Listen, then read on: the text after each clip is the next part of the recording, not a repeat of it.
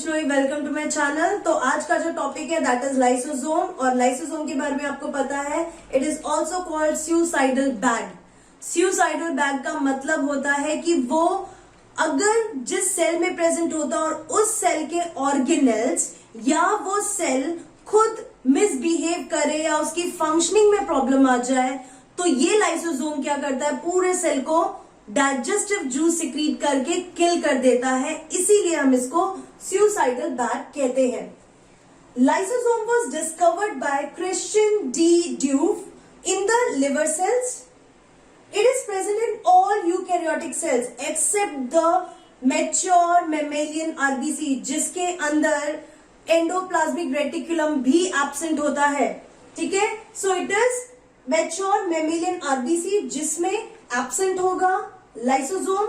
Then lysosome will be absent in meristematic cells, protista में like euglena में absent है, and कुछ fungus में भी, कुछ फंगस में एब्सेंट है लाइक ईस्ट और न्यूरोस्पोरा। नेक्स्ट इज ये जो लाइसोसोम्स होते हैं इनके शेप जो होते हैं वो स्फेरिकल होते हैं, एंड रेयरली, बहुत कम ऐसा होगा कि आपको इरेगुलर शेप्स मिलेंगे, बट ज्यादातर ये स्फेरिकल शेप के होते हैं। Then it is present in cells with intercellular digestion. ये ज्यादातर उन सेल्स के अंदर प्रेजेंट होते हैं जिनमें इंटरसेलुलर डाइजेशन होता है, जैसे कि phagocytes, macrophages, WBC. Macrophages will come here in WBC, and those cells are phagocytes. Why? Because they take up the foreign material and they will digest it inside the cell. That is why lysosome is required, and these cells do intracellular digestion, means they are digesting the foreign particles inside them with the help of lysosomes and the enzymes. Next is it is present in osteoclast. Osteoclasts are those cells which are having more lysosomes for destruction of old cell, जो old bone cells है उनके digestion के लिए जो osteoclast होते हैं ये cells present होते हैं और इनके अंदर बहुत ज्यादा lysosome होगा। देन आता है स्ट्रक्चर की बात। अगर हम लाइसोसोम के स्ट्रक्चर की बात करें तो लाइसोसोम जो है एक सिंगल मेम्ब्रेन वॉल्ड स्ट्रक्चर है which is having the matrix, and the matrix is having enzyme, hydrolytic enzyme, और ये हो गया मेम्ब्रेन। सो इनके स्ट्रक्चर में सिंगल मेम्ब्रेन है प्लस अंदर hydrolytic enzyme which is there in the matrix. इसका जो पीएच होता है दैट इज 4.8, ये एसिडिक पीएच होता है, और ये जो हाइड्रोलाइटिक एंजाइम्स होते हैं they will be functioning only in the acidic pH. अब एसिडिक मीडियम कैसे ये मेंटेन करते हैं, they will take up hydrogen ion from the cytosol.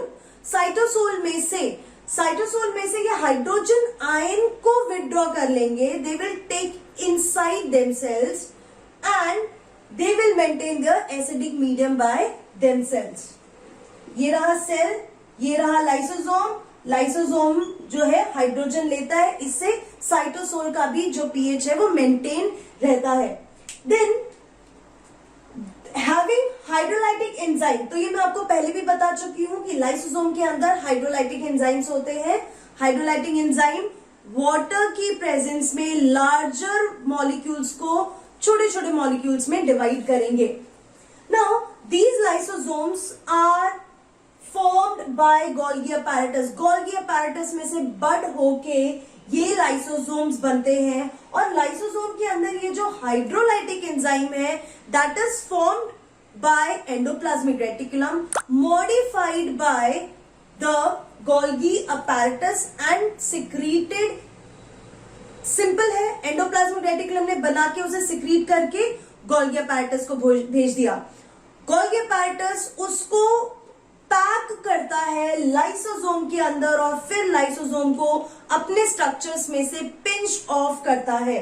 तो suppose this is the trans phase, और ट्रांसफेज में से like this lysosome can be pinched off by storing the hydrolytic enzymes in it. Next is जो 6 type के hydrolytic enzymes इसमें present होते हैं उसमें प्रोटीएजेस जो प्रोटीन को डाइजेस्ट करेगा, न्यूक्लिएजेस जो nucleic acid like DNA RNA, then glycosidases glycosidic bonds जो होते हैं कार्बोहाइड्रेट्स में उनको डाइजेस्ट करेगा, ईस्ट्रेज ईस्टर बॉन्ड्स जो होते हैं लिपिड्स के केस में उनको डाइजेस्ट करता है, फोस्फेटेज जो एनर्जी मॉलिक्यूल्स के बीच में बॉन्ड्स होते हैं, एंड सल्फेट्स। ये 6 टाइप के हाइड्रोलाइटिक एंजाइम्स जो है वो लाइसोसोम में प्रेजेंट होते हैं। तो मैंने आपको बताया लाइसोसोम बहुत सिंपल स्ट्रक्चर है with 1 single membrane and matrix. Matrix का पीएच होता है लो, दैट इज 4.8, एसिडिक पीएच है। एसिडिक मीडियम मेंटेन करने के लिए these lysosomes will pump in hydrogen ions from the cytosol. ये जो लाइसोसोम है इसे बनाने वाला गोल्गी अपैरेटस होता है, बट इसके हाइड्रोलाइटिक एंजाइम बनते एंडोप्लाज्मिक रेटिकुलम में है बट मॉडिफाई होते हैं गोल्गी apparatus में. Then these are the 6 type of enzymes in it. Now I am going to tell you about the types of lysosome on the basis of their function and structure. So take a screenshot, then we will move to that topic. Lysosomes on the basis of their function and formation, they are of 4 types. The first type is primary lysosome. तो जो primary lysosome है, this is the transphase. Trans phase में से जो newly form lysosome pinch of होता है उसको आप बोलोगे primary lysosome, and these primary lysosome will have inactive hydrolytic enzymes. अभी तक वो प्राइमरी लाइसोसोम इनएक्टिव फॉर्म में है, एक्टिव नहीं हुए हैं. Next what happens, this primary lysosome will come in contact with some phagosome. phagosome क्या होता है? फेगोसाइटोसिस के थ्रू जो वेसिकल्स के अंदर अनवांटेड पार्टिकल्स होते हैं, फॉरेन पार्टिकल्स होते हैं, उनको फेगोसोम बोलते हैं. When these two will come in contact, you will get to see secondary lysosome. ये हो गया secondary lysosome. When the phagosome and primary lysosome will come in contact, that time the hydrolytic enzyme will become activated and that lysosome is called as secondary lysosome. Then comes this autophagic lysosome. Autophagic lysosome वो lysosome होते हैं जिनके अंदर hydrolytic enzyme होंगे plus the organelle of the same cell के जिस cell में वो लाइसोसोम है उसी सेल के ऑर्गेनल्स उनमें डाइजेस्ट होते हैं. That kind of lysosome is called autophagic lysosome. तो इसीलिए हम इस टाइप के लाइसोसोम को सुसाइडल बैग बोलते हैं, because they are killing their own parts, their own organelles. तो primary when comes in contact with the foreign particle, the lysosome will become secondary and secondary lysosome will digest those particles. Then this secondary lysosome then becomes the tertiary lysosome. Tertiary lysosome will be small and it will have the undigested particle. ठीक है, सो ये वाला जो हुआ this is the secondary lysosome, this is the tertiary, और आप इसे residual भी बोल सकते हैं. Why? Because they are having undigested particle जो कि ये मेम्ब्रेन है, ये मेम्ब्रेन में जाके they will fuse with the membrane like this and that undigested particle will be thrown out of the cell. So these are the 4 different types of lysosome जो आपको याद रखना है. जो suicidal lysosome होता है जो खुद के ऑर्गेनल को डाइजेस्ट करता है, that is autophage lysosome. बाकी जितने भी है वो एक के बाद एक फेज आते हैं, प्राइमरी, फिर secondary, and then lastly is the tertiary. Now we are going to talk about the function of lysosome. So quickly take the screenshot. So let's discuss the function. जब हम फंक्शन की बात करते हैं तो सबसे पहला फंक्शन होता है intracellular and extracellular digestion. Intracellular digestion मतलब सेल के अंदर की चीजों को डाइजेस्ट करते हैं, एंड एक्स्ट्रासेल्युलर डाइजेशन मतलब जो फॉरेन पार्टिकल्स होते हैं या बाहर से फूड पार्टिकल्स लेते हैं उनके डाइजेशन को एक्स्ट्रासेल्युलर डाइजेशन कहते हैं। And this term can also be called heterophagy. Heterophagy is related to the digestion of foreign particles और food particles from outside the cell. तो यहाँ पे आउटसाइड द सेल वाला कंटेंट आता है। Then comes is digestion of worn out and broken part of cell organelle to recycle। तो कभी कभी सेल के अंदर के भी पार्ट्स होते हैं, ऑर्गेनेल्स होते हैं, जिनको डाइजेस्ट करके रिसाइकल करना जरूरी होता है। That is also done by lysosome. And उस समय जो भी लाइसोसोम होता है जिसमें सिर्फ सेल के पार्ट्स होते हैं उसको ऑटोफेगोसोम कहते हैं। ऑटो मतलब ही होता है सेल्फ, एंड उस प्रोसेस को ऑटोफेगी कहते हैं। ठीक है, ऑटोफेगी। सो हेट्रोफेगी फॉरेन पार्टिकल को डाइजेस्ट करता है, ऑटोफेगी जब खुद के सेल्फ सेल के पार्ट्स को डाइजेस्ट करता है रिसाइकलिंग के लिए। Next is autolysis. ऑटो मतलब सेल्फ, सेल्फ का ब्रेकडाउन मीन्स सुसाइड वाला काम। जब कोई सेल मिसबिहेव करता है या किसी सेल की जो प्रॉपर्टीज होती है वो फिनिश हो जाती है, कुछ प्रॉब्लम क्रिएट करने लगते हैं, सेल वॉर्न आउट सेल होते हैं, उनको ये लिक्विफाई कर देता है और डाइजेस्ट कर देता है, तो उसको हम ऑटोलाइसिस कहेंगे। So you should know the difference between autolysis and autophagy. Then comes ये जो एक्रोसोम होता है, गोल्गी अपैरेटस का मैग्निफिकेशन, मैग्निफाइड फॉर्म होता है, उसमें मॉडिफाइड फॉर्म होता है। That acrosome contains a kind of lytic enzyme which helps in digestion of the membrane of ovum.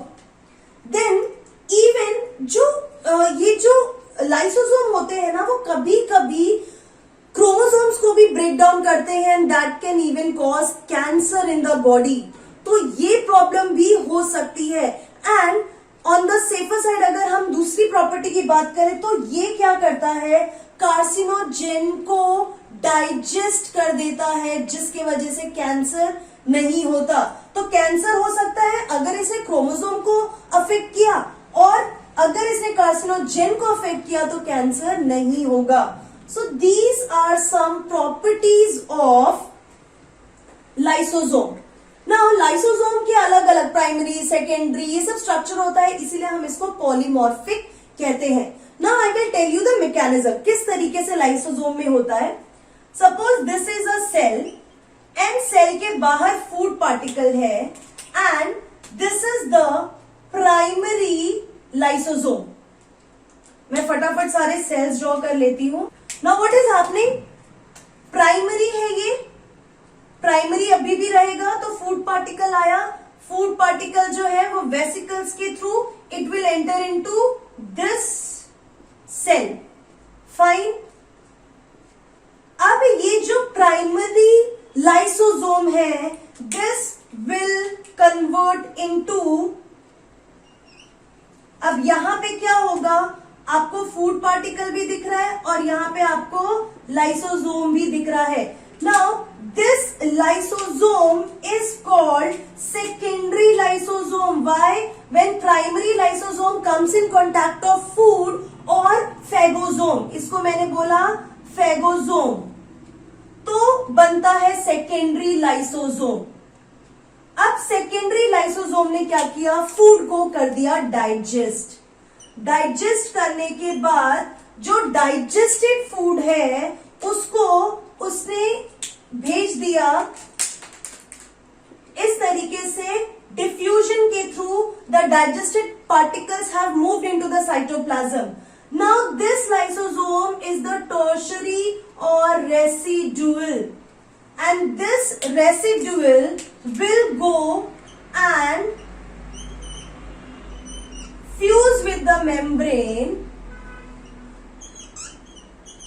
fine, like this, अब ये रहा, यहां पे बच गया अनडाइजेस्टेड फूड, अनडाइजेस्टेड फूड। फिर ये अनडाइजेस्टेड फूड टर्शरी लाइसोसोम में है, and tertiary lysosome will fuse with membrane and that will be released into the outer space. तो इसको हम बोलेंगे एक्सोसाइटोसिस एंड इसको हम बोलेंगे endocytosis. Okay, so this is how it functions. The lysosome will function like this.